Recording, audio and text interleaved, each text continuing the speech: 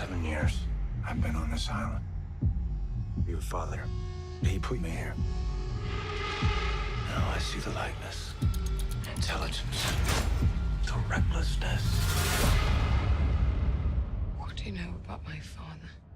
I just thought about initially what the day was like for him when he said goodbye to his children and his wife, and I thought about how much hope he had leaving them and saying, you know, I'm going to be gone for a year, but in this year I'm going to do great things, and I'm going to discover something that has never been discovered before, and then I thought about, you know, his first year on that island, and then the second year and the third year, and then I thought about the moment where he gave up hope and became reclusive and isolated and desperate, and then resolved to just be here and die here, and that's kind of really what gave me the opportunity to understand where he was when he first meets Lara Croft.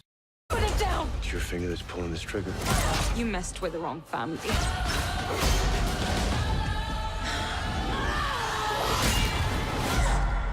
I admired her from afar for so long, and we were acquaintances. You know, we had met through a mutual friend, and I in some ways I think I manifested this experience for myself because I really thought about what it would be like to be in a scene with her, to do something with her, and I thought that it would be special, that it would be different, you know, and I wasn't surprised. She was everything and more that I had hoped that she would be.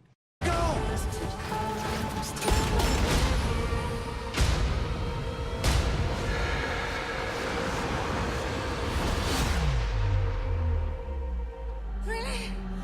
What Roar did so eloquently is exercised restraint whenever he could, and then opened Pandora's box for a minute, and how he orchestrated the action visually, and in those moments where you're just like, oh my God, when she's on the plane's wing, and then she's in the cockpit, and then all of a sudden she's being thrust through the jungle, and you're like, oh my, how did I get here?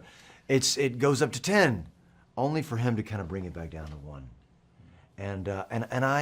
It takes a lot of courage to be able to do that. It takes a lot of courage for a director to advocate for an experience like this that provides the actors an opportunity to just behave, to just exist in the world.